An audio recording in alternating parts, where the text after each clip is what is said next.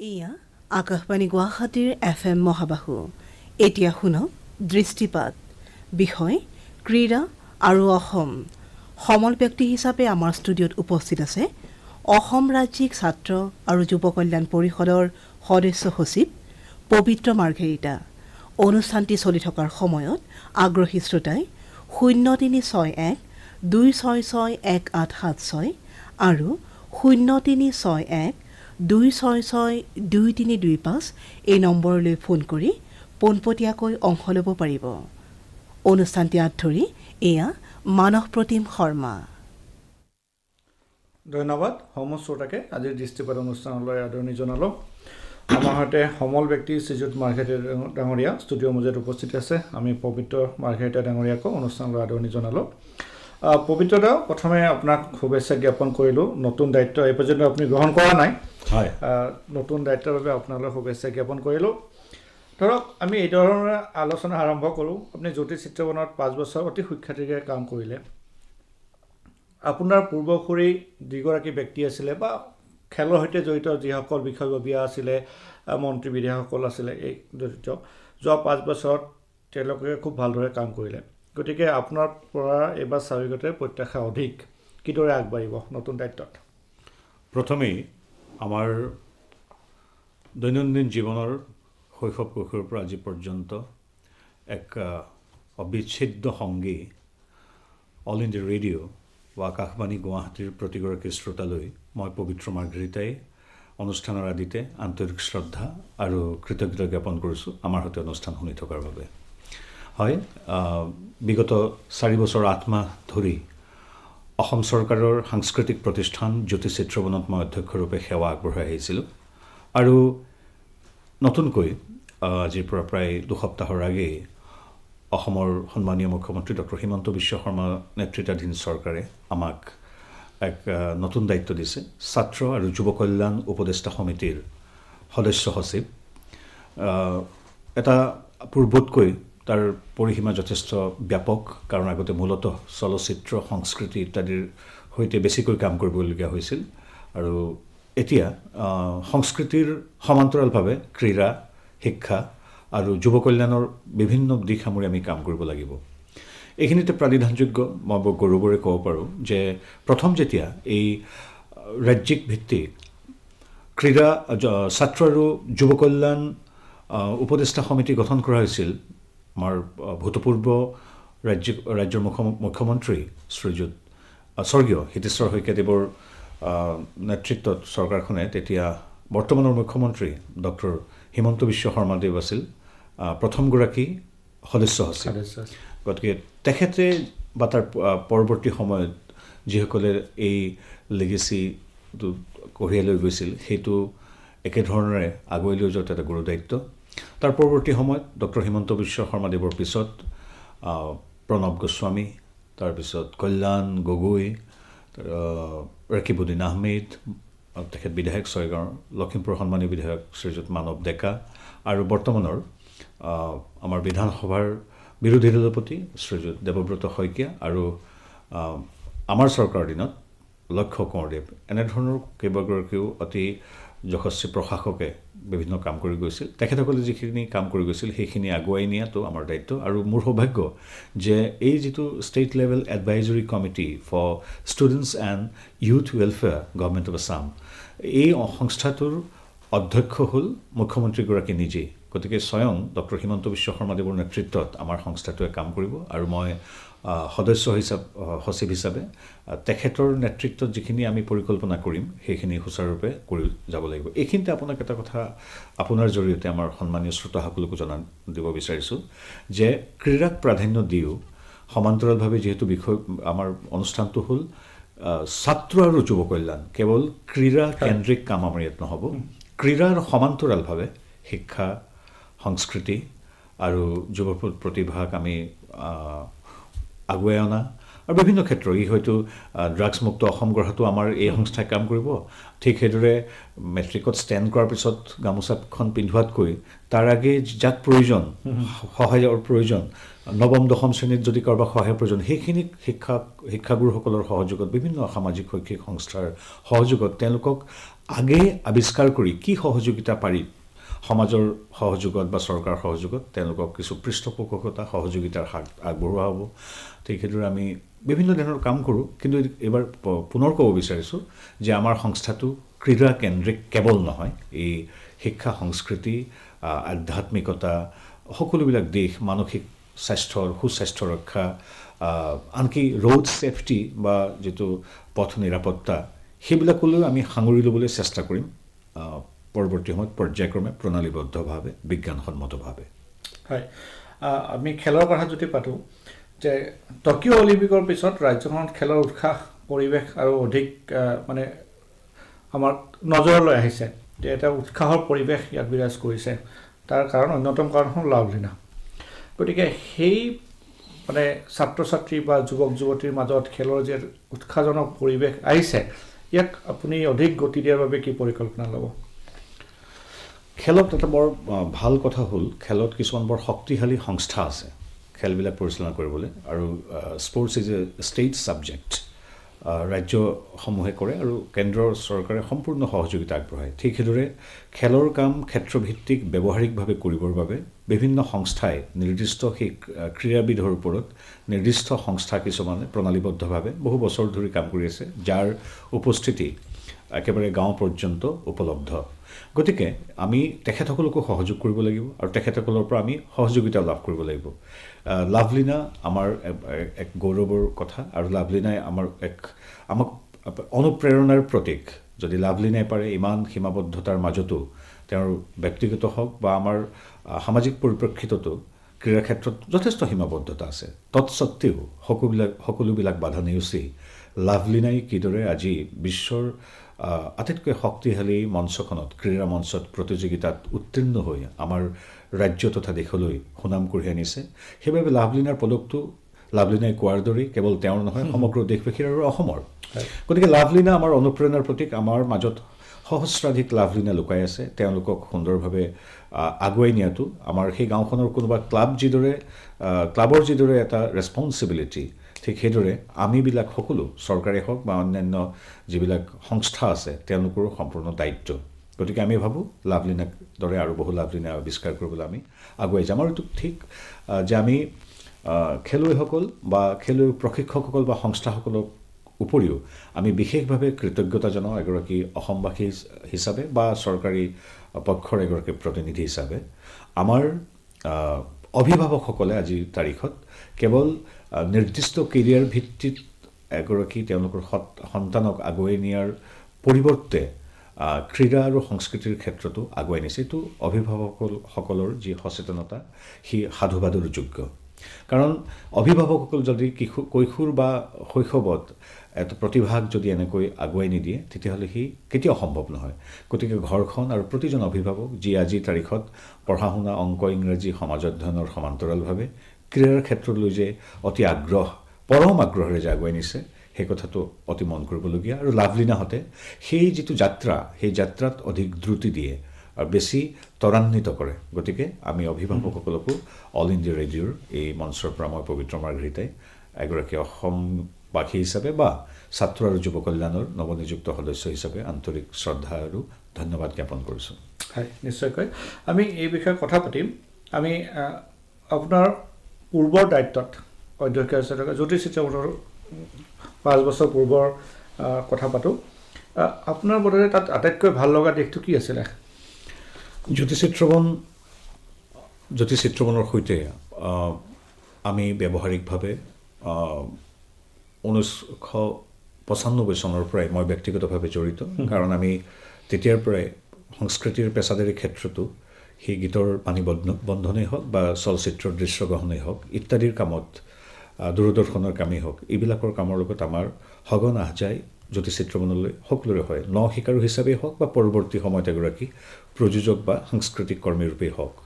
গতিকে জ্যোতিষ চিত্ৰবনৰ প্ৰতি আমাৰ এটা মৰম পূৰ্বৰ পৰা আছিল। আৰু ডক্টৰ ভূপেন হাজৰিকাদেৱে জ্যোতিষ চিত্ৰবনক কৈছিল যে Jyotish Chitraban is a cultural temple, Jyotish Chitraban সাংস্কৃতিক মন্দিৰ। আৰু আপোনালোকে জানে, আমাৰ শ্ৰোতায়ো জানে যে জ্যোতিষ চিত্ৰবন প্ৰতিষ্ঠা কৰাত মূল আগভাগ লৈছিল সেই সময়ৰ বিধায়ক কলাগুৰু বিষ্ণুপ্ৰসাদ ৰাভা আৰু ডক্টৰ ভূপেন হাজৰিকাদেৱে আমি পৰৱৰ্তী সময়ত বিধানসভাৰ কাৰ্যক্ৰমণিকা পঢ়িছোঁ তাত দেখিছোঁ কিদৰে সবলভাৱে যুক্তি দাঙি ধৰিছিল ডক্টৰ ভূপেন হাজৰিকাদেৱে আৰু বিধানসভাৰ বাহিৰতো ক্ষীৰোদাকান্ত বিষয়ৰ পৰা আদি কৰি বহুকেইগৰাকী গুণীজনে সেই সময়ত এটা চৰকাৰী ফিল্ম ষ্টুডিঅ' লাগে বুলি জোৰদাৰ দাবী কৰাৰ পৰিপ্ৰেক্ষিতত সেইটো 1968 চনত সফল কাম হৈছিল আৰু পৰৱৰ্তী সময়ত সেইটো কাৰ্যকৰী হৈছিল গতিকে এই জ্যোতিচিত্ৰবন যলৈ আমি যাওঁ আমি মন্ত্ৰমুগ্ধ হৈ জ্যোতিচিত্ৰবনৰ বকুলজোপাৰ তলত বহি ভাবোঁ যে ইয়াতে বিজয় শংকৰ বহিছিল ইয়াত তছদ্দুক ইউচুফ বহিছিল ব্ৰজেন বৰুৱাই ইয়াতে বহি ডক্টৰ বেজবৰুৱা কৰিছিল প্ৰতিখন চিনেমা জ্যোতিচিত্ৰবনৰ চৌহদত কেনেবাকৈ নহ'লেও কেনেবাকৈ এবাৰ হ'লেও সোমায় আজি তাৰিখত যদি বেলেগ ক'ৰবাতো শ্বুটিং কৰি আহে চেঞ্চৰ কৰিবলৈ হ'লেও জ্যোতিচিত্ৰবনলৈ যায় গতিকে এই চলচ্চিত্ৰ বা গীতৰ বাণীবন্ধনলৈ জ্যোতিচিত্ৰবনে যিটো অৰিহণা আগবঢ়াইছিল আমাৰ বাবে সদায় এক মৰমৰ আৰু আদৰৰ সংস্থা আৰু সৌভাগ্য আৰু সংযোগবশত আমাক সেই জ্যোতিচিত্ৰবনৰ অধ্যক্ষ পাতি দিয়াত আমি আহ্লাদিত হৈছিলোঁ আৰু মই জনাব বিচাৰিছোঁ শৰ্মা যে মই বয়সত আটাইতকৈ কম বয়সৰ তাৰ অধ্যক্ষ আৰু মোৰ আজি 3 দিনৰ পিছত অহা 23 তাৰিখে মই জ্যোতিচিত্ৰবনৰ ভাৰ মোৰ পৰৱৰ্তী কণ্ঠশিল্পী বিদ্যাসাগৰক অৰ্পণ কৰিম আৰু এই মই কনিষ্ঠতম তথাপি মই গৌৰৱ কৰোঁ কাৰণ তাত প্ৰথম যেতিয়া আমাৰ ছ'চাইটি হৈছিল প্ৰথমতে এইটো আছিল চৰকাৰৰ এটা জনসংযোগ বিভাগৰ এটা প্ৰতিষ্ঠান পিছত কামৰ সুচলতাৰ বাবে জ্যোতিচিত্ৰবনক ছ'চাইটি অৰ্থাৎ এখন সমাজ গঠন কৰা হয় চৰকাৰী ছ'চাইটি আৰু তাত প্ৰথমগৰাকী অধ্যক্ষ আছিল বিজয় কৃষ্ণ সন্দিকৈদেৱ পৰৱৰ্তী সময়ত যি কেন্দ্ৰীয় মন্ত্ৰী হৈছিল তেতিয়া তেওঁ যোৰহাটৰ MLA 1973 চনত তাৰপিছত গোলোক ৰাজবংশীৰ পৰা আদি কৰি কিৰীপ চলিহা দলি বৰালৈকে বহুকেইগৰাকী ৰাজনীতিক নেতা হৈছিল তাৰ অধ্যক্ষ ঠিক সেইদৰে ডক্টৰ ভৱেন্দ্ৰনাথ শইকীয়াৰ পৰা ফণী তালুকদাৰৰ পৰা নিপুণ গোস্বামী দেৱলৈকে বহুকেইগৰাকী পুৰোধা ব্যক্তি তাত অধ্যক্ষ হৈছিল আৰু বহুকেইগৰাকী ভাৰতীয় প্ৰশাসনিক সেৱাৰ বিষয়া তাত অধিষ্ঠিত হৈছিল তেনে এখন আসনত পূৰ্বৰ চৰকাৰে আমাৰ চৰকাৰে মোক অধ্যক্ষ দায়িত্ব দি মোৰ জীৱনৰ সাংস্কৃতিক কৰ্মৰ আচলতে সাৰ্থকতা প্ৰদান কৰিলে আৰু এই মুহূৰ্তত অলপ দুখ লাগিছে আপুনি যিটো সুধিছে যে এই মহান অনুষ্ঠানটোত সেৱা কৰি মই আজি এই 3 দিনৰ পিছত ইয়াৰ পৰা বিদায় ল'ম কিন্তু এটা আত্মিক সম্পৰ্ক সদায় থাকিব এগৰাকী কৰ্মী হিচাপে জ্যোতিচিত্ৰবনৰ ভাল লগা কথাটো হ'ল অসমীয়া চলচ্চিত্ৰ বা সংগীত জগতলৈ এই নিৰৱচ্ছিন্নভাৱে বিগত প্ৰায় 53 বছৰ সেৱা আগবঢ়াই আহিছে this is the first government studio' in India and this is the এই ষ্টুডিঅ'টোৱেই প্ৰথম ষ্টুডিঅ' চৰকাৰী আৰু ঠিক সেইদৰে নিৰৱচ্ছিন্নভাৱে 5টা দশক সফলতাৰে অতিক্ৰম কৰি আৰু আগুৱাই যোৱাৰ পথত থকা এইটো হ'ল একমাত্ৰ ষ্টুডিঅ'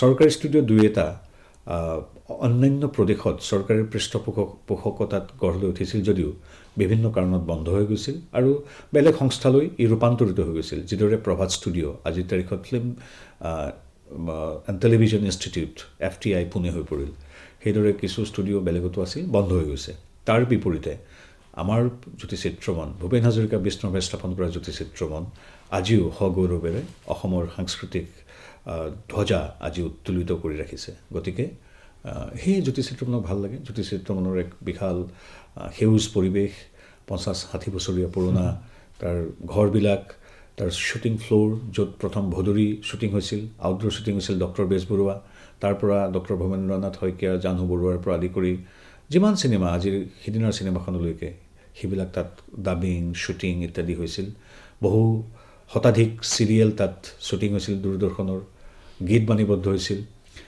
গতিকে তাৰ এটা অৰিহণা আছে আৰু তাত সেইকাৰণে এটা পৰিৱেশেই সুখী আৰু অনন্য মই কিছু আৱেগিক হৈ পৰিছোঁ আপুনি প্ৰশ্ন সোধোতে কাৰণ জ্যোতিচিত্ৰবনত এই 4 বছৰ আত্মা সেৱা আগবঢ়াই মই যামগৈ সকলো ৰাজ্যবাসীয়ে খুব সগৌৰৱে আপোনাৰ কথা মনত ৰাখিব যেতিয়া জ্যোতিচিত্ৰবনৰ কথা ওলাব আমি অন্য এক বিষয়লৈ আহোঁ আপুনি দলৰ মুখপাত্ৰ শাসনত থকা দলৰ লগতে দলৰ ছ'চিয়েল মিডিয়া সামাজিক মাধ্যমৰ আপুনি মুৰব্বী দ্বিতীয়খন চৰকাৰে মানে বিজেপি নেতৃত্বাধীন দ্বিতীয়খন চৰকাৰে ডক্টৰ হিমন্ত বিশ্ব নেতৃত্বাধীন চৰকাৰখনে শাসনত 6 মাহ সম্পূৰ্ণ কৰিলে এই 6 মাহৰ কাম কাজক লৈ আপোনালোকে কিদৰে সন্তুষ্টি লাভ কৰিছে বা তাত আৰু ফল আছিলে নেকি যে এই 6 মাহত আকৌ বিচৰা ধৰণে কাম হ'বলৈ বাকী আছিলে ইয়াত দুটা কথা হৈছে পূৰ্বৰ চৰকাৰখনো যিহেতু আমাৰ চৰকাৰ আছিল সেই চৰকাৰখনে কৰি যোৱা ভাল কামৰ ধাৰাবাহিকতা অব্যাহত ৰখাটো এইখন চৰকাৰৰ সফল হৈছে সিদিনা আজি 2 দিনৰ আগতে মাজুলীলৈ গৈ যেতিয়া মুখ্যমন্ত্ৰী ডক্টৰ হিমন্ত বিশ্ব শৰ্মাই তেখেতৰ পূৰ্বসূৰী আমাৰ শ্ৰদ্ধেয় সৰ্বানন্দ সোণোৱালদেৱৰ কাম কাজবিলাক দ্ৰুতগতিৰে আগুৱাই নিছে, সেইটো এটা হ'ল ধাৰাবাহিকতা অক্ষুণ্ণ ৰখা। দ্বিতীয়তে নতুন চৰকাৰখনে ধাৰাবাহিকতা অক্ষুণ্ণ ৰখাৰ সমান্তৰালভাৱে নিত্য নতুন পৰিকল্পনাৰে ডক্টৰ হিমন্ত বিশ্ব শৰ্মাদেৱৰ নেতৃত্বত কিছু নতুন কাম লৈছে। 3টা ধৰণৰ কাম হৈছে, এটা হ্ৰস্বম্যাদী কাম, এটা দীৰ্ঘম্যাদী সুপৰিকল্পিত কাম আৰু আন্তঃগাঁথনি উন্নয়নৰ সমান্তৰালভাৱে বৌদ্ধিক, শৈক্ষিক, সাংস্কৃতিক দিশত উন্নয়ন যিটো ভিজিবল নহয়, এনেধৰণৰ কাম কৰি গৈছে। এতিয়া ভিজিবল নোহোৱা কিন্তু ভিজিবল হোৱা আমি স্পষ্টভাৱে দেখিছোঁ ড্ৰাগছ মুক্ত অসম। ড্ৰাগছৰ ক্ষেত্ৰত আপুনি জানো যে অসমৰ মাজেৰে এটা অভিযোগ আছিল যে বহু ড্ৰাগছ সৰবৰাহ হয় বিভিন্ন প্ৰান্তলৈ অন্যান্য চুবুৰীয়া ৰাজ্যৰ পৰা, আৰু সেইবিলাক পূৰ্বৰ পৰাই আমাৰ চৰকাৰে নিয়ন্ত্ৰণ কৰি আহিবলৈ চেষ্টা কৰিছে। আৰু এতিয়া অধিক তৎপৰতাৰে ডক্টৰ হিমন্ত বিশ্ব শৰ্মা নেতৃত্বাধীন গৃহ বিভাগে কিদৰে আজি গোটেই ড্ৰাগছ কলা বেপাৰী বা ড্ৰাগছ বেপাৰীবিলাকৰ কঁকাল ভাঙি দিছে আৰু ড্ৰাগছৰ যিটো ৰেকেট সেইটো সম্পূৰ্ণৰূপে মানে চেডিলে ভেদিলে কৰি সম্পূৰ্ণ নিয়ন্ত্ৰণলৈ লৈ আহিছে গোটেই পৰিৱেশটো। এইটো এটা অতি শুভ লক্ষণ। ড্ৰাগছে এটা জীৱন, এখন সমাজ, এটা পৰিয়ালক ধ্বংস কৰি পেলায়। গতিকে সেই ড্ৰাগছৰ কৰালগাহৰ পৰা মুক্ত কৰিবলৈ ডক্টৰ হিমন্ত বিশ্ব শৰ্মা নেতৃত্বাধীন চৰকাৰখন সফল হৈছে। আৰু ঠিক সেইদৰে আমি বিভিন্ন চৰকাৰী ভূমি বা আমাৰ যিবিলাক চৰকাৰী ভূমিৰ লগতে আমাৰ অৰণ্য, আমাৰ পীঠস্থানসমূহ এইবিলাকো বেদখলমুক্ত কৰা হৈছে। আৰু এইটোতো কৈছোঁৱেই যে বিভিন্ন ধৰণৰ আৰু শৈক্ষিক আৰু সাংস্কৃতিক কামতো আগবাঢ়ি গৈছে, আৰু প্ৰতিটো জাতি জনগোষ্ঠীৰ সামগ্ৰিক উন্নয়ন আৰু এটা শান্তিৰ পৰিৱেশ অসমলৈ অনাত এইখন চৰকাৰে ছমাহতে সফল হৈছে। প্ৰায় আটাইকেইটা উগ্ৰপন্থী সংগঠন ইতিমধ্যে আলোচনালৈ আহিছে। আলোচনালৈ আহি তেওঁলোক মূল সুঁতিত চামিল হৈ ৰাষ্ট্ৰ নিৰ্মাণত ব্ৰতী হৈ আমাৰ প্ৰধানমন্ত্ৰী নৰেন্দ্ৰ মোদীৰ যি স্বপ্ন এখন শক্তিশালী ভাৰত নিৰ্মাণ, তাত তেওঁলোক ব্ৰতী হৈছে। আনকি সংযুক্ত মুক্তি বাহিনী অসম স্বাধীন তেওঁলোকেও এতিয়া যেন আলোচনাৰ মাজলৈ তেওঁলোক আহিব, তেনে এটা ইতিবাচক সুন্দৰ পৰিৱেশ গঢ় লৈ উঠিছে। এইবিলাক হ'ল সামাজিক, ৰাজনৈতিক আৰু সাংস্কৃতিক কথা। শৈক্ষিক ক্ষেত্ৰতো আমি দেখিছোঁ কেনেদৰে আগবাঢ়িছে। আন্তঃগাঁথনিৰ ক্ষেত্ৰত দেখিছে আপুনি গুৱাহাটী মহানগৰৰ পৰা আদি কৰি ভিতৰৰ গাঁও এখনলৈকে বাট, পথ, স্বাস্থ্য সকলো ক্ষেত্ৰতে এটা আন্তঃগাঁথনিৰ উন্নয়নৰ কাম হৈছে। আৰু দুৰ্নীতিমুক্ত অসম। আগতে আমি শুনিছিলোঁ যে কেন্দ্ৰৰ বা ৰাজ্যৰ ধনৰ 85-75% শতাংশই মধ্যভোগীৰ হাতত পৰে। এইটো বহু শীৰ্ষস্থানীয় পদত অধিষ্ঠিত ব্যক্তিয়ে কৈছিল। তাৰ পৰিৱৰ্তে আজিৰ তাৰিখত নৰেন্দ্ৰ মোদীৰ যি ব্যৱস্থা ল'লে, DBTৰ জৰিয়তে পোনপটীয়াকৈ হিতাধিকাৰীয়ে বা সাহায্য প্ৰাপক লোকে পোনপটীয়াকৈ তেনেধৰণৰ ধন নিজৰ একাউণ্টত পাই আজিৰ তাৰিখত মধ্যভোগী শূন্য হৈ পৰিছে। আনকি অসমৰ বিভিন্ন কাৰ্যালয়ত যি অভিযোগ উঠা যায় যে বিভিন্ন দালাল মধ্যভোগী আছিল, তেওঁলোকৰ ইতিমধ্যে যি ৰেকেট সেইবিলাক ধ্বংস কৰি দিয়া হৈছে। এনেধৰণেৰে প্ৰশাসনিক দিশত বহুত কাম কৰা হৈছে। প্ৰশাসনিক এটা ব্যৱস্থাৰ কিছু সাল সলনি কৰাৰ উপৰিও কিছু উত্তৰণ হৈছে বুলি আমি ভাবোঁ। আৰু বহু আচলতে কৈ থাকিলে বহু আহিব। এতিয়া প্ৰায় 4.5 মিলিয়ন, প্ৰায় 45 লাখমান সাহায্যপ্ৰাপ্ত লোক আছে, যাক আমি আৰ্থিকভাৱে সহযোগিতা আগবঢ়াবলগীয়া হয়, তেওঁলোক নিজে সচ্ছল নোহোৱালৈকে। গতিকে এই যে 48 লাখ লোকৰ যি ধন, সেইটো প্ৰতি মাহৰ 10 তাৰিখে নিয়মীয়াকৈ দিয়াৰ ব্যৱস্থা কৰা হৈছে। প্ৰতি মাহৰ 10 তাৰিখ অৰুণোদয় আৰু অন্যান্য পেঞ্চন। আমাৰ অনুষ্ঠানৰ এগৰাকী শ্ৰোতাই ফোন কৰিছে, আমি ফোনটো লওঁ, তাৰপিছত আমি কথা ৰাখিম। হেল্ল', নমস্কাৰ দাদা। হয়, হেল্ল', হয় নমস্কাৰ। হয় নমস্কাৰ, আপোনাৰ প্ৰশ্নটো সোধক। হয়, মই চিপাজা হাতীমূৰীয়াৰ পৰা মাধৱী নাথে ক'লোঁ। শৰ্মা ডাঙৰীয়া, আপোনাক আৰু পবিত্ৰ দা আপোনালৈ শুভেচ্ছা জ্ঞাপন কৰিলোঁ। আপোনাক লগ পোৱাৰ লোভ এটা, কথা পতাৰ লোভটো সামৰিব নোৱাৰি আপোনাৰ লগত কথা পাতিলোঁ। মই ক্ৰীড়া সম্পৰ্কে অকণমান জানিব বিচাৰিছোঁ। আজিকালি নতুন প্ৰজন্মই খেল খেলিবলৈ হ'লে কি কি কৰিব লাগিব তাৰ ওপৰত অকণমান কৈ দিলে ভাল পাম। আৰু আপুনি আমাৰ ইয়াতে আমাৰ ৰূপালী জয়ন্তী বৰ্ষত আহিছিলে, আপুনি আৰু মানস ৰবিন। এই অনুষ্ঠানটিৰ জৰিয়তে মই আপোনাৰ কণ্ঠত জোনবাই পৰ্বতৰ ঢেকঢেকীয়া গানটো শুনিব বিচাৰিছোঁ। এইটো গীত মই আমাৰ ইয়াতে প্ৰগ্ৰেমত শুনিছিলোঁ, আজিও মনত দোলা দি থাকে। চিপাঝাৰৰ মাধৱী, আপোনালৈ আমি দুয়ো শৰ্মা ডাঙৰীয়া আৰু মই দুয়ো আন্তৰিক ধন্যবাদ জনাইছোঁ আৰু আপোনাৰ ব্যস্ততাৰ মাজতো আমাৰ সৈতে কথা পতাৰ বাবে আপোনাক ধন্যবাদ জনাইছোঁ। গীতটো এতিয়া মই নাগাওঁ, গীতটো আমি নিশ্চয় গাম চিপাঝাৰলৈ যেতিয়া যাম আপোনালোকৰ মঞ্চত। আৰু ক্ৰীড়াৰ ক্ষেত্ৰত কি কৰিব লাগে সেইটো হ'ল, প্ৰথম কথা হ'ল পৰিয়ালৰ গুৰুত্ব আৰু যিকোনো এগৰাকী ব্যক্তিৰ প্ৰাকৃতিক সক্ষম কি ক্ষেত্ৰত ক্ষমতা, বিশেষ দক্ষতা প্ৰকৃতিয়ে প্ৰদান কৰিছে বা ঈশ্বৰে প্ৰদান কৰিছে সেইটো নিজেই আৱিষ্কাৰ কৰাৰ লগতে পৰিয়ালৰ বা শিক্ষাগুৰুসকলে বা সমাজৰ চৌপাশৰ আত্মীয় স্বজন তেখেতসকলে আৱিষ্কাৰ কৰাটো প্ৰথম কথা। এগৰাকী শিল্পী সুলভ মানুহক যদি মৰিয়াই পিটি তুমি ফুটবল খেলাগৈ বুলি পঠিয়াওঁ, সেইটো কেতিয়াবা খুব ভাল ফল নিদিবও পাৰে। ঠিক সেইদৰে এগৰাকী ফুটবল বা যিকোনো ধৰণৰ এথলেটিক্সত ক্ষমতা থকা, দৌৰিব পৰা, সাঁতুৰিব পৰা ব্যক্তিক যদি তুমি কাইলৈৰ পৰা নাটক কৰা বুলি আমি তেওঁক ট্ৰেইনিং দিয়া আৰম্ভ কৰোঁ, হয়তো সম্পূৰ্ণ সফল নহ'ব পাৰোঁ। গতিকে প্ৰথম কথা হ'ল আমি প্ৰতিভাৰ চিনাক্তকৰণ, নিজেই নিজক চিনাক্তকৰণ কৰা, পৰিয়ালৰ মানুহ চিনাক্তকৰণ ইত্যাদি। গতিকে তাৰ পিছত বিদ্যালয়, চৌপাশৰ সমাজখন আৰু ক্লাব ইত্যাদি পৰিয়ালে সহযোগিতা কৰি তেওঁক আগবঢ়াই নিব লাগিব। তাৰ পিছতহে জিলা পৰ্যায়, ৰাজ্যিক পৰ্যায়ৰ বা চৰকাৰৰ যিবিলাক সংস্থা আছে তেওঁলোকৰ দৃষ্টিত পৰে। আৰু এই ক্ষেত্ৰত চৰকাৰৰ কৰণীয় হ'ল সেই সমাজখনে, সেই সংস্থাবিলাকে আৱিষ্কাৰ কৰি দিয়া অনন্য প্ৰতিভাক তেওঁক যিমান পাৰি সহযোগিতা আগবঢ়াই বিশ্ব ক্ষেত্ৰলৈ তেওঁক লৈ যোৱাৰ। গতিকে ইয়াত একমুখী নহয়, চৰকাৰে কাৰোবাক আনি প্ৰতিষ্ঠা কৰি এগৰাকী বিখ্যাত খেলুৱৈ কৰি তুলিব সি যিদৰে সম্ভৱ নহয়, ঠিক সেইদৰে এগৰাকী অসমৰ কোনোবা গাঁৱৰ বা চহৰৰ এগৰাকী যুৱক বা যুৱতী যিমান প্ৰতিভাৱান নহওক কিয়, এই উল্লিখিত সংস্থাসমূহ বা চৰকাৰে যদি সহযোগিতা আৰু পৃষ্ঠপোষকতা আৰু সঠিক পথ নেদেখুৱাই, অনুশীলনত সহায় নকৰে, বিভিন্ন ধৰণৰ যি প্ৰশিক্ষণ সেইবিলাক যদি দিব নোৱাৰে, তেতিয়াহ'লে সেইটোও সম্ভৱ নহয়। গতিকে ইয়াত সমাজ, ব্যক্তি আৰু চৰকাৰ ত্ৰিবেণী সংগম হ'লেহে এগৰাকী ভাল খেলুৱৈৰ জন্ম হয়।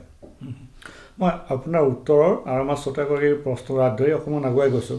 আপুনি নিশ্চয় বিচাৰিব যে শিক্ষানুষ্ঠানত গৈ যিসকল ছাত্ৰ ছাত্ৰীয়ে খেলৰ প্ৰতি আগ্ৰহী, সেই ধৰণৰ ছাত্ৰ ছাত্ৰীসকলক বাছি উলিয়াই আগুৱাই নিবলৈ। হয়, সেইকাৰণে কৈছোঁ, মোৰ প্ৰশ্নটোৰ উত্তৰটোতে কথাখিনি সোমাই আছে। আমি সৰ্বাধিক সময় এগৰাকী কিশোৰ বা শিশু বা আনকি যুৱকেও সৰ্বাধিক সময় অতিবাহিত কৰে তেওঁলোকৰ শিক্ষানুষ্ঠানত আৰু ঘৰখনত।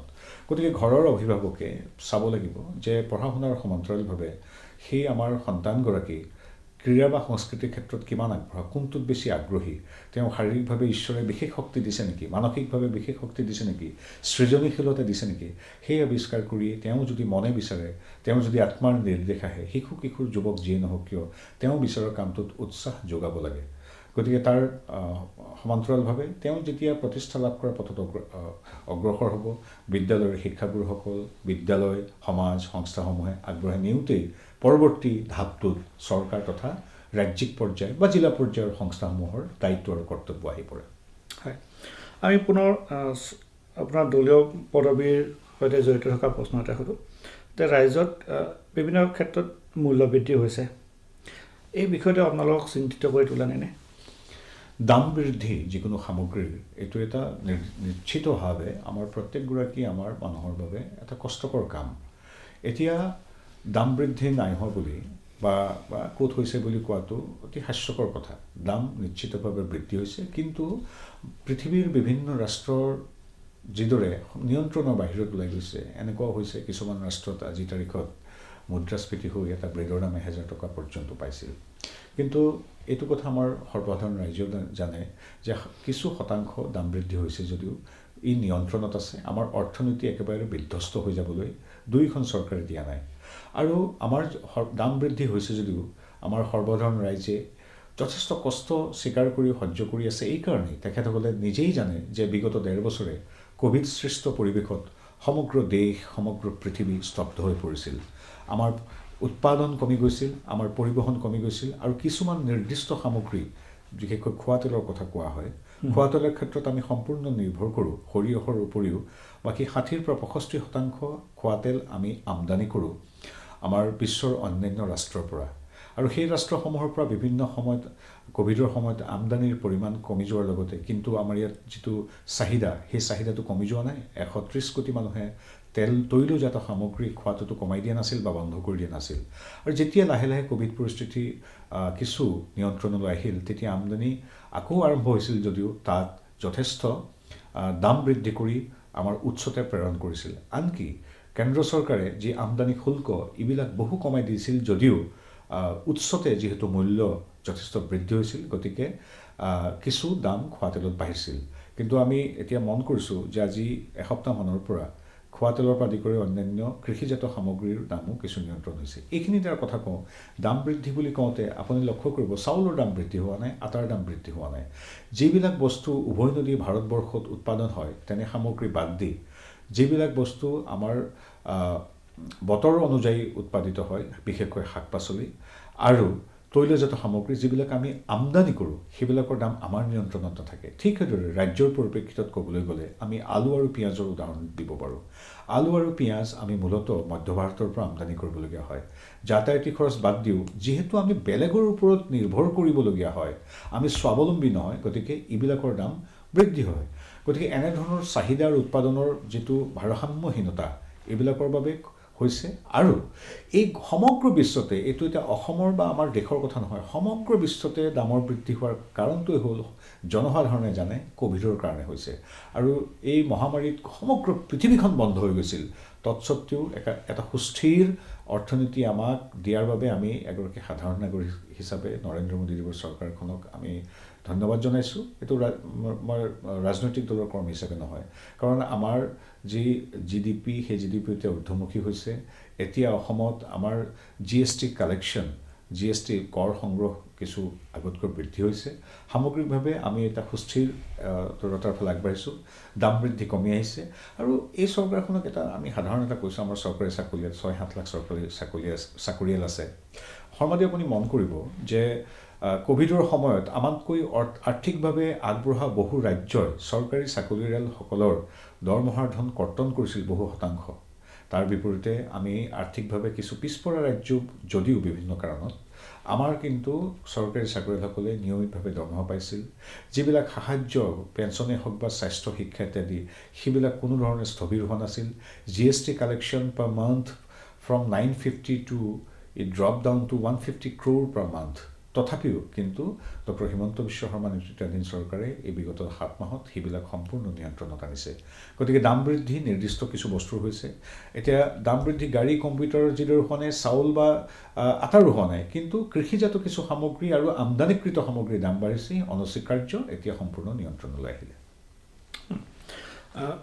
আপুনি খেলৰ লগতে যিহেতু আৰম্ভণিতে মন্তব্য কৰিছিলে খেলৰ উপৰি ছাত্ৰ কল্যাণ যুৱ কল্যাণ সামগ্ৰিকভাৱে আমি যুৱ কল্যাণৰ দুটা ভাগত যদি এখন ছাত্ৰ ছাত্ৰীসকল আৰু সামগ্ৰিকভাৱে যুৱ প্ৰজন্ম গতিকে ছাত্ৰ কল্যাণ আৰু যুৱ কল্যাণ অতি গুৰুত্বপূৰ্ণ বিষয় তেওঁলোকৰ বাবে এই বিষয়টোত আপুনি কিদৰে আগবাঢ়িব বা কিদৰে আপুনি এটা ৰোড মেপ এখন প্ৰস্তুত কৰি তুলিছে আচলতে এইটো ব্যক্তিগতভাৱে মই সিদ্ধান্ত ল'ব নোৱাৰোঁ মই সদস্য সচিব হিচাপে এক্সিকিউটিং অফিচিয়েল হিচাপে মই কিছু প্ৰস্তাৱ আমাৰ সন্মানীয় মুখ্যমন্ত্ৰীৰ অধ্যক্ষতাত যিহেতু মোৰ এই সমিতিখন আছে মই প্ৰস্তাৱ আগবঢ়াম কিছু যে পুনৰবাৰ কৈছোঁ এই সংস্থাটো ক্ৰীড়া কেন্দ্ৰিক কেৱল নহয় ক্ৰীড়াৰ সমান্তৰালভাৱে আপুনি কোৱাৰ দৰে ছাত্ৰ আৰু যুৱ কল্যাণ ছাত্ৰ আৰু যুৱসকলৰ বাবে ক্ৰীড়াৰ প্ৰাধান্য দিও অন্যান্য বহু দিশ সামৰি ল'ব লাগিব সেই ৰোড ছেফটিও হ'ব পাৰে আমাৰ অসমত প্ৰতিদিনে 7জনৰ পৰা 8জনকৈ লোক গড়ে দুৰ্ঘটনাত মৃত্যু হয় একোটা পৰিয়াললৈ অমানিশা নামি আহে এই যে ৰোড ছেফটি এই ৰোড ছেফটিত আমি কি কৰিব পাৰোঁ আমি ছাত্ৰ বা আমাৰ যুৱকসকলক যে তেখেতসকলক এই যে বিৰাট বেগেৰে যে বাইক চলায় হেলমেট পৰিধান নকৰে বাইক ছিট বেল্ট নেমাৰে বা যিটো গতিৰ লগত যিটো প্ৰতিযোগিতা সেইবিলাকৰ প্ৰতি কেনেকৈ আমি নিয়ন্ত্ৰণ কৰি তেওঁলোকক কেনেকৈ আমি সচেতন কৰিব পাৰোঁ এই কামটোতো ছাত্ৰ আৰু যুৱ কল্যাণৰ এটা অন্তৰ্ভুক্ত বিষয় হ'ব পাৰে গতিকে সেইটোৰ পৰা ড্ৰাগছ মুক্তিৰ পৰা HIV এইডছলৈকে বা প্ৰশাসনিক সেৱাৰ পৰা সাধাৰণ চাকৰিয়াললৈকে কেনেকৈ আমি অৱতীৰ্ণ হ'ব লাগে ব্যক্তিত্বৰ বিকাশ কেনেকৈ হ'ব লাগে আধ্যাত্মিকতাৰ জীৱনত প্ৰয়োজন কি মানসিক স্বাস্থ্য কি আমি কিদৰে মানসিকভাৱে সবল হ'ব লাগে এতিয়া মেট্ৰিক পদ ফেইল কৰাৰ বাবে মই যোৱাবাৰ কাকতত দেখিছোঁ আত্মহত্যাৰ পথ বাছি লোৱা কিশোৰকো দেখিছোঁ কি কাৰণে এইটো হৈছে সেই মানসিক অৱস্থাটোৰ পৰা আমি কেনেকৈ তেওঁলোকক মুক্ত কৰি উত্তৰণ আমি দিব পাৰোঁ, সেইবিলাকো আচলতে ছাত্ৰ যুৱ কল্যাণৰ দৰে সংস্থা এটাৰ দায়িত্ব বুলি মই ব্যক্তিগতভাৱে এতিয়ালৈকে অনুভৱ কৰি আছোঁ।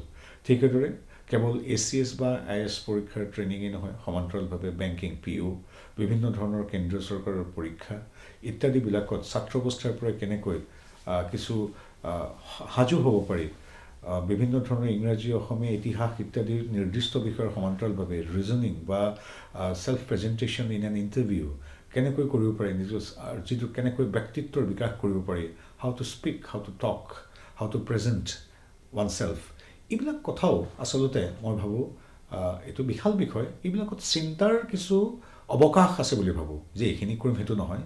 নিৰ্দিষ্ট শিক্ষা বিভাগ আছে, বিভিন্ন শক্তিশালী সংস্থা আছে, তেখেতসকলৰ দায়িত্ব।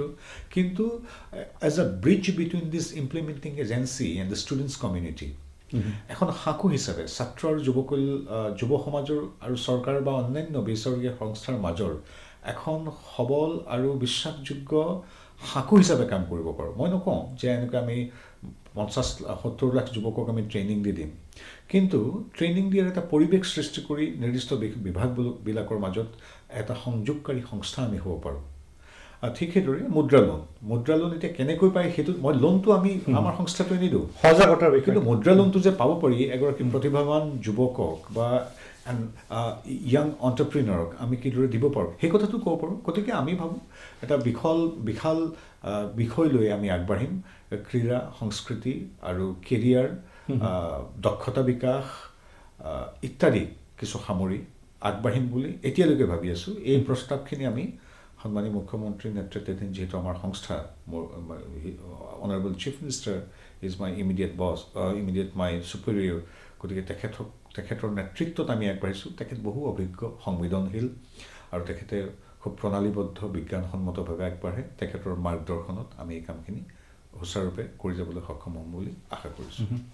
গতিকে আমি এক ধাৰণা কৰিব পাৰিছোঁ যে আপোনাৰ নেতৃত্বত এই বিভাগৰ পৰিসৰ বৃদ্ধি হ'ব। অকল খেলৰ সৈতে বা ছাত্ৰ কল্যাণৰ লগতে আন বিষয়ও আপুনি সামৰি ল'বলৈ বিচাৰিছে। অতি মহৎ চিন্তা। আপুনি প্ৰসংগক্ৰমে উল্লেখ কৰিলে যে শেহতীয়াকৈ দেখিছোঁ যে অসমৰ ছাত্ৰ ছাত্ৰীয়ে ৰাষ্ট্ৰীয় পৰ্যায়ৰ পৰীক্ষা আদিত, অসামৰিক সেৱা হওক বা অন্যান্য প্ৰতিযোগিতামূলক পৰীক্ষা আদিত হওক, যদি আমি সংবাদ মাধ্যমৰ বাতৰিৰ ওপৰত নিৰ্ভৰ কৰোঁ, খুব সাংঘাতিক আশানুৰূপ এটা ফলাফল দাঙি ধৰিব পৰা নাই বা যোৱা কেইবছৰত। গতিকে এই ক্ষেত্ৰত নিশ্চয় আপুনি পৰিকল্পনা ল'ব। এতিয়া মই মোৰ এগৰাকী বন্ধুৰ কথাই কওঁ। তেখেত home secretary to the government of Assam, Diganta Bora, আমাৰ বন্ধু। তেওঁ IPS অফিচাৰ। তেখেতে এখন অসমীয়া মাধ্যমৰ বিদ্যালয়ৰ পঢ়ি পৰীক্ষাত তেওঁ ষ্টেণ্ড কৰিছিল। তেওঁ অসমীয়া মাধ্যমৰ ল'ৰা হৈ সুন্দৰভাৱে তেওঁ দিল্লীত অধ্যয়ন কৰি তাৰপিছত তেওঁ UPSC পৰীক্ষাত সফল হৈছে। প্ৰথম কথা হ'ল যে অসমীয়া বা অন্যান্য আমাৰ মাতৃভাষাৰ বড়ো ভাষা হ'ব পাৰে। আমাৰ মাতৃভাষাৰ বিদ্যালয়ৰ ছাত্ৰ ছাত্ৰীসকলেও যে নিজৰ যদি অধ্যৱসায় থাকে, লক্ষ্য সুস্থিৰ হয়, তেতিয়াহ'লে এনেধৰণৰ সৰ্বভাৰতীয় পৰীক্ষাত উত্তীৰ্ণ হ'ব। তাৰ উদাহৰণ তেনেধৰণৰ আমাৰ অসমত বহুত আছে। এতিয়া তেখেতসকলৰ দৰে সফল ব্যক্তিক আমি ছাত্ৰ ছাত্ৰীসকলৰ মুখামুখি কৰি দিব লাগিব। প্ৰথম কথা হ'ল যিদৰে প্ৰণালীবদ্ধ ট্ৰেইনিং বা আমাৰ কৰ্মশালা বা অনুশীলন, প্ৰশিক্ষণ ইত্যাদি যি দিয়া হ'ব, তাৰ লগতে মানসিকভাৱে উদ্বুদ্ধ কৰিবলৈ চেষ্টা কৰিব লাগিব। এতিয়া মোৰ এনেধৰণৰ বন্ধু আছে অসম চৰকাৰৰ IS বিষয়া, যি যেতিয়া তেওঁ IS পৰীক্ষাত উত্তীৰ্ণ হ'ল তেতিয়া খবৰটো ঘৰত পোৱা নাছিল, কাৰণ তেওঁ TV নাছিল। গতিকে তেনেধৰণৰ আমাৰ নিম্ন মধ্যবিত্তীয় পৰিয়ালৰ সদস্যও সীমাবদ্ধতাৰ মাজতো যে IS পাব পাৰে, সেইখিনি উদাহৰণ আছে আমাৰ। গতিকে তেনেধৰণৰ ব্যক্তিসকলকো আমি আমাৰ ছাত্ৰ ছাত্ৰীসকলৰ ওচৰলৈ লৈ যাম যে চোৱা, শিক্ষাৰ মাধ্যম, অৰ্থনৈতিক সামাজিক অৱস্থা কেতিয়াও এনেধৰণৰ প্ৰাপ্তিৰ কেতিয়াও বাধা নহয় বা এনেধৰণৰ মানে সফলতাৰ কেতিয়াও অন্তৰায় হ'ব নোৱাৰে। গতিকে এনেধৰণৰ ইতিবাচক বাৰ্তালৈ আমি যাম প্ৰশিক্ষণৰ সমান্তৰালভাৱে। গতিকে মই ভাবোঁ যে আমাৰ যিদৰে এইটো এটা সত্য যে পৃথিৱীৰ প্ৰতিগৰাকী মানুহৰ নিউৰন একেই, মানুহৰ যিটো মন, মগজু, আত্মাৰ স্থিতি একেই, তাক কেনেকৈ কালচাৰ কৰা হয়, তাক কেনেকৈ সমাজ আৰু পৰিৱেশে আগুৱাই নিয়ে, সেইটোৰ ওপৰতে নিৰ্ভৰ কৰিব। ইণ্টেলিজেণ্ট কুৱেশ্যনটোৰ কেতিয়াবা তাৰতম্য হয়, এই জন্মগত।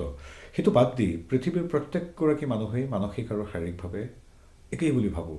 প্ৰত্যেকটো কেঁচুৱা, প্ৰত্যেকটো শিশুৱে সৰগীয় আৰু একেই শক্তিৰে মহীয়ান। কিন্তু তেওঁলোকক আমি কেনেকৈ আগুৱাই নিম, কিদৰে মানসিক শক্তি আমি তেওঁলোকক দিম, সেইটো সমাজ আৰু পৰিয়াল তথা চৰকাৰৰ পৰৱৰ্তী সময়ত দায়িত্ব থাকে। গতিকে মই ভাবোঁ যে ভাৰতৰ অন্য প্ৰান্তৰ দৰেই আমাৰ অসমৰ প্ৰত্যেকগৰাকী ছাত্ৰ ছাত্ৰী, কিশোৰ, যুৱক একেই শক্তিৰে বলিয়ান মহিয়ান। গতিকে খালি তেখেতসকলক আমি শুদ্ধ পথ দেখুৱাব লাগে। ইয়াৰ দায়িত্ব কেৱল চৰকাৰ নহয়, পৰিয়াল, সমাজৰ প্ৰতিটো সামাজিক সংস্থাৰ। গতিকে মই ভাবোঁ যদি আমি তেখেতসকলক কিছু অনুপ্ৰেৰণা যোগাওঁ, কিছু সুবিধা দিব পাৰোঁ, IAS হওক বা IPS হওক, আমি প্ৰতিটো UPSC বা APSC হওক বা অন্যান্য সংস্থাৰ ৰাষ্ট্ৰীয় পৰ্যায়ৰ প্ৰতিযোগিতামূলক পৰীক্ষাত আমি আগবঢ়াই নিব পাৰিম। কিন্তু এই কামটো কৰিব লাগিব কৈশোৰৰ অৱস্থাৰ পৰাই। কেৱল কলেজীয়া জীৱনত আমি তেওঁলোকক শেষ মুহূৰ্তত পথ দেখুৱাবলৈ গ'লে নহ'ব বুলি মই ভাবোঁ। আমি ভাবোঁ যে স্কুলীয়া পৰ্যায়ৰ পৰাই তেখেতসকলক ক্ৰীড়াই হওক, সংস্কৃতিয়ে হওক, প্ৰশাসনিক ৰাষ্ট্ৰীয় পৰীক্ষাসমূহে হওক বা অন্যান্য বিভিন্ন দক্ষতা ক্ষেত্ৰতে হওক আমি সাজু কৰিব লাগিব কৈশোৰৰ পৰাই। এইটো মই এগৰাকী সাধাৰণ ব্যক্তি হিচাপে মোৰ কিছু সামান্য অভিজ্ঞতাৰ পৰা মই এইটো শিকিছোঁ। হয়, অতি সঠিক পৰিকল্পনা। আমি চলচ্চিত্ৰৰ বিষয়ে অকণমান কথা পাতোঁ। আজিৰ পৰা গোৱাত ইফি আৰম্ভ হৈছে, তেতিয়া আমি ভাৰতৰ চলচ্চিত্ৰৰ কথা আলোচনা কৰোঁ, গোৱাৰ বিষয়ে আমি উল্লেখ কৰোঁ। আপোনাৰ কাৰ্যকালত গুৱাহাটী আন্তঃৰাষ্ট্ৰীয় চলচ্চিত্ৰ মহোৎসৱ আৰম্ভ হৈছিলে, অতি সফলতাৰে আয়োজন কৰিছিলে। গতিকে নিশ্চয় এয়া আপোনাৰ প্ৰাপ্তিৰ ভিতৰত অন্যতম। প্ৰাপ্তি বুলি ক'লে আপুনি মূল এটা নিৰ্দিষ্ট প্ৰশ্ন সুধিছে যদিও তাৰ লগত মই দুটা বাক্য কৈ যাম, যিহেতু মই একেবাৰে এৰিমেই। গতিকে মই জনগণক বা মোৰ অল ইণ্ডিয়া ৰেডিঅ'ৰ শ্ৰোতাক ক'বই লাগিব যে আমাৰ কাৰ্যকালত আমি প্ৰথমবাৰৰ কাৰণে ইণ্টাৰনেশ্যনেল ফিল্ম ফেষ্টিভেল, আন্তঃৰাষ্ট্ৰীয় চলচ্চিত্ৰ মহোৎসৱৰ উদযাপন কৰিছিলোঁ। শৰ্মাদেৱ নিজেই প্ৰতিটো অনুষ্ঠানত আছেই। এই আমাৰ চলচ্চিত্ৰৰ ইতিহাস ভাৰতৰ ভিতৰতে অন্যতম প্ৰাচীন, কাৰণ আমাৰ industry one of the oldest film industry in India. আমি ৰূপকোঁৱৰ জ্যোতিপ্ৰসাদ আগৰৱালাই তাহানি 35-36 চিনেমা নিৰ্মাণ কৰিছিল, কিন্তু আমি আন্তঃৰাষ্ট্ৰীয় চলচ্চিত্ৰ মহোৎসৱ 80 বছৰৰ পিছতহে পাতিবলৈ সক্ষম হৈছোঁ। আমাৰ কাৰ্যকালত এইখন চৰকাৰৰ নেতৃত্বত আমি প্ৰথমখন আন্তঃৰাষ্ট্ৰীয় চলচ্চিত্ৰ মহোৎসৱ পাতিছিলোঁ, য'ত প্ৰায় 60-70খন দেশৰ 100খন নিৰ্বাচিত ছবি ইয়াত দেখুওৱা হৈছিল। সেই ছবিবিলাক চিনেমা হলত টিভিত দেখা পোৱা নাযায়। বিশ্ব বৰেণ্য চলচ্চিত্ৰ নিৰ্মাতা, ভাৰতৰ অন্যতম শ্ৰেষ্ঠ নিৰ্মাতা অভিনেতাসকল আহিছিল। তাৰ উপৰিও ইয়াৰ জৰিয়তে আমি কূটনৈতিক সম্পৰ্ক স্থাপন কৰিছিলোঁ। এটা মই বুলি ক'লে বেয়া শুনি, আমি এটা পৰিকল্পনা কৰিছিলোঁ যে সংস্কৃতিৰ সমান্তৰালভাৱে বিশ্ব ভাতৃত্ববোধোৱা হওক। সেই কাৰণে চলচ্চিত্ৰৰ লগত জড়িত ব্যক্তিসকলৰ লগতে আমি বিভিন্ন ৰাষ্ট্ৰদূতসকলক আমি আমাৰ গুৱাহাটীলৈ মাতি আনিছিলোঁ জ্যোতিচিত্ৰমনে। একোখন চলচ্চিত্ৰ মহোৎসৱত আমাৰ 10-12গৰাকীকৈ ৰাষ্ট্ৰদূত, বিভিন্ন দেশৰ ৰাষ্ট্ৰদূত আহিছিল। তেখেতসকলে অসমক প্ৰশংসা কৰি গৈছে, অসমৰ সংস্কৃতি, অসমৰ পৰিৱেশ, অসমৰ সৌন্দৰ্যক প্ৰশংসা কৰিছিল। গতিকে চলচ্চিত্ৰ মহোৎসৱ চিনেমাতে সীমাবদ্ধ নাথাকি মোৰ এই অনুপম সুজলা সুফলা অসমখনকো বাহিৰৰ কিছু ব্যক্তিক দেখুৱাবলৈ আমি সক্ষম হৈছিলোঁ। আৰু এই চলচ্চিত্ৰ মহোৎসৱ পৰৱৰ্তী সময়ত নিশ্চয় হ'ব। এতিয়া ক'ভিড সৃষ্ট পৰিৱেশত আমি কিছু কাৰ্যক্ৰম সংকুচিত হৈ আছে। আৰু শ্ৰীযুত শৰ্মা, আপুনি সোধা নাই যদি কৈ দিওঁ যে চলচ্চিত্ৰ মহোৎসৱৰ সমান্তৰালভাৱে বিগত 40 বছৰে অসমৰ চলচ্চিত্ৰ উদ্যোগে বিচাৰি থকা ফিল্ম পলিচিখন আমাৰ দিনতে বাস্তৱায়িত হৈছিল। ঠিক সেইদৰে আজিৰ তাৰিখত বিশ্ব আগশাৰীৰ কিছু প্ৰযুক্তিৰে আমি audio' visual hub of North East, which is sponsored by North East council, government of India, and it is about to be completed. আশা কৰিছোঁ, মই অৱশ্যে নাথাকিম, 95% কাম হৈ গৈছে আৰু 5% কাম মোৰ সম্পূৰ্ণ কৰিব নোৱাৰিলোঁ। আৰু প্ৰায় 2-3 মাহৰ পিছতেই এটা বিশ্বমানৰ এটা ষ্টুডিঅ' কেন্দ্ৰ চৰকাৰৰ সহযোগত, ৰাজ্য চৰকাৰৰ তৎপৰতাত জ্যোতিচিত্ৰমনত পাব। আটাইতকৈ গুৰুত্বপূৰ্ণ কথা হ'ল এই ষ্টুডিঅ'ত উপলব্ধ সা-সঁজুলি বা প্ৰযুক্তি ভাৰতৰ অন্য প্ৰান্তত দৈনিক বা গড়ে যিমান খৰচ হয় তাতকৈ 60-70% ৰেহাই মূল্যত আমাৰ জ্যোতিচিত্ৰমনে চলচ্চিত্ৰ নিৰ্মাতাসকলক আগবঢ়াব। অৰ্থাৎ এটা কেমেৰা যদি সেই কেমেৰাটোৰ ভাড়া দৈনিক 40-50 হাজাৰ টকা অসমৰ বাহিৰত হয়, সেই কেমেৰাটো জ্যোতিচিত্ৰমনে প্ৰায় 60-70% ৰেহাই দি 18 হাজাৰ টকাত দিব। তেনেধৰণৰ কিছু সুদূৰ প্ৰসাৰী কাম আমাৰ দিনত সম্পন্ন হৈছিল বুলি সংবাদ মাধ্যম তথা চলচ্চিত্ৰ উদ্যোগে কয়। এই কথাখিনি আজি 3 দিনৰ পিছত মই এক স্মৃতি, অভিজ্ঞতা আৰু গৌৰৱৰ এক উৎসৱ বুলি লৈ যাম। আগন্তুক 5 বছৰত আপুনি নতুন দায়িত্ব লোৱাৰ পিছতে এনেকুৱা এটা বিষয় বা কাম বা লক্ষ্য আপুনি সম্পূৰ্ণ কৰিব বিচাৰিব বা আপুনি ভাবি লৈছে যে এই কামটো কৰা উচিত এনেধৰণৰ এটা বিষয় আপুনি সম্পূৰ্ণ কৰাৰ লক্ষ্য লৈছে বা কৰিব বিচাৰে মই নাজানো এইটো সম্ভৱ হয় নহয় তাৰমানে আমি ছাত্ৰ ছাত্ৰী মেধাৱী ছাত্ৰ ছাত্ৰীয়ে হওক বা আমি সফল ক্ৰীড়া জগতৰ লোকে হওক তেখেতসকলক সঠিক সময়ত আৱিষ্কাৰ কৰাটো বৰ কঠিন কাম সেই কামটো যাতে সুচাৰুৰূপে হয় সেইটোত আমি যৎকিঞ্চিত আমি যদি অৰিহণা যোগাব পাৰোঁ সেইটো চেষ্টা কৰা হ'ব ঠিক সেইদৰে কেৰিয়াৰৰ ক্ষেত্ৰত পৃথিৱীখন কিদৰে আগবাঢ়ি গৈছে সীমাবদ্ধতা থকা স্বত্বেও কিদৰে মনৰ জোৰত প্ৰকৃতি প্ৰদত্ত শক্তি আৰু ইচ্ছাৰ জোৰত কিদৰে মানুহ সফল হয় তেনে উদাহৰণবিলাক আমি দি আমি তেনেধৰণে মানসিক শাৰীৰিকভাৱে সক্ষম লোকক ক্ৰীড়া সংস্কৃতি আৰু বিভিন্ন ধৰণৰ সেৱাৰ কাৰ্যত কেনেকৈ আগবঢ়াই নিব পাৰোঁ সেইখিনি চাম আৰু আমি যে পৃথিৱীৰ সকলো প্ৰান্তৰ প্ৰতি যুৱশক্তিৰ সৈতে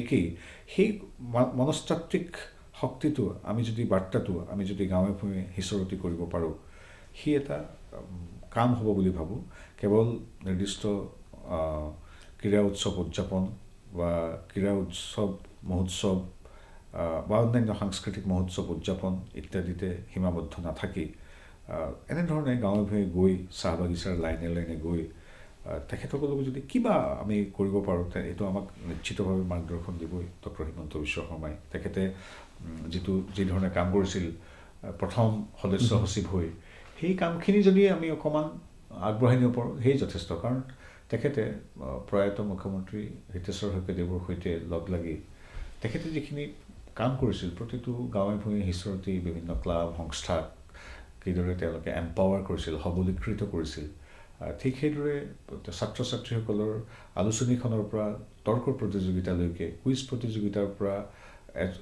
এজন আৰ্থিকভাৱে অনগ্ৰসৰ ছাত্ৰ ছাত্ৰীক কিতাপ বহি ছাজেশ্যনখন দিয়ালৈকে বা যুৱ নেতৃত্ব নিৰ্মাণত তেখেতে যিখিনি কাম কৰিছিল এই কামখিনিও যদি তাৰে আধাও যদি কৰিব পাৰোঁ মই ভাবোঁ বহুত ভাল হ'ব কিন্তু এইখিনি সকলোবিলাক আমি সময়ত কম কাৰণ এইটো মই এজন এক্সিকিউটৰহে কিছু প্ৰস্তাৱহে আগবঢ়াম সন্মানীয় মুখ্যমন্ত্ৰীৰ মাৰ্গদৰ্শনত তেওঁ আমাৰ অধ্যক্ষ তেখেতৰ মাৰ্গদৰ্শনত কাম কৰি যাম হয় আমাৰ সময় প্ৰায় শেষ হৈ আহিছে শেষত আমি আৰম্ভণিতে যি বিষয়টো উত্থাপন কৰিলোঁ যে এই অলিম্পিকৰ পিছত ৰাজ্যৰ স্বাভাৱিকতে আমাৰ খেলৰ পৰিৱেশ খেলক লৈ এটা উৎসাহৰ বাতাবৰণ সৃষ্টি হৈছে গতিকে আপুনি নিশ্চয় এই চেষ্টাটো কৰিব যে শিক্ষা দীক্ষাৰ লগতে খেলকো এটা কেৰিয়াৰ হিচাপে যাতে আমাৰ ল'ৰা ছোৱালীয়ে গ্ৰহণ কৰিব পাৰে নিশ্চয় ছাত্ৰৰ যুৱ কল্যাণ উপদেষ্টা সমিতিৰ এক প্ৰধান অংগ হ'ল মূল অংগ হ'ল কেন্দ্ৰবিন্দু স্বৰূপ হ'ল ক্ৰীড়া মুখ্য ক্ৰীড়াৰ সমান্তৰালভাৱে বাকীখিনি যাব বুলিহে মই বাৰম্বাৰ উল্লেখ কৰিছোঁ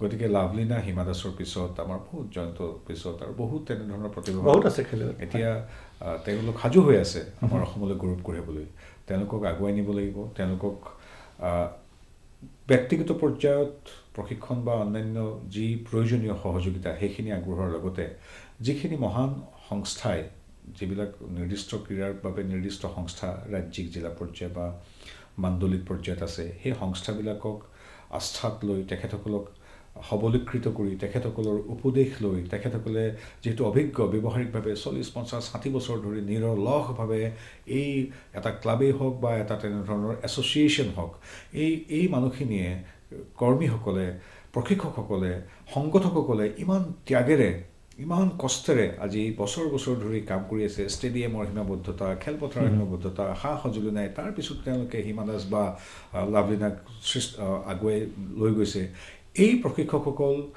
জ্যেষ্ঠ খেলুৱৈসকল আৰু ক্ৰীড়া সংগঠকসকলৰ তেখেতসকলৰ মনোবিশ্বাসৰ কথাখিনি শুনি তেওঁলোকৰ উপদেশ লৈ ব্যৱহাৰিকভাৱে তেওঁলোকে যি হোৱাটো বিচাৰিছে এইখিনি অনুধাৱন কৰি ব্যৱহাৰিকভাৱে প্ৰেক্টিকেলি যদি কামখিনি আগবঢ়াই সংস্থাবিলাকৰ লগত হাতে হাত ধৰি আগুৱাই যাব পৰা যায় এই এছ'চিয়েশ্যনবিলাকৰ কোঅপাৰেশ্যন লৈ যদি আগবাঢ়ি যাব পৰা যায় মই ভাবোঁ ক্ৰীড়াৰ ক্ষেত্ৰতো যথেষ্ট চৰকাৰে সহযোগিতা আগবঢ়াব পাৰিব আৰু এই আমাৰ ৰাজ্যিক ছাত্ৰ যুৱ কল্যাণ উপদেষ্টা সমিতিৰ সদস্য সচিব হিচাপে মই প্ৰতিটো সংস্থাৰ সৈতে হাতে হাত ধৰি প্ৰতিগৰাকী প্ৰশিক্ষকৰ সৈতে খেলুৱৈৰ সৈতে হাতে হাত ধৰি আগুৱাই যাম আৰু এইখিনিয়ে আমাৰ পৰা বিচাৰিব ডক্টৰ হিমন্ত বিশ্ব শৰ্মাদেৱে। হয়, আজি আমাৰ পবিত্ৰতা সময় শেষ হ'ল।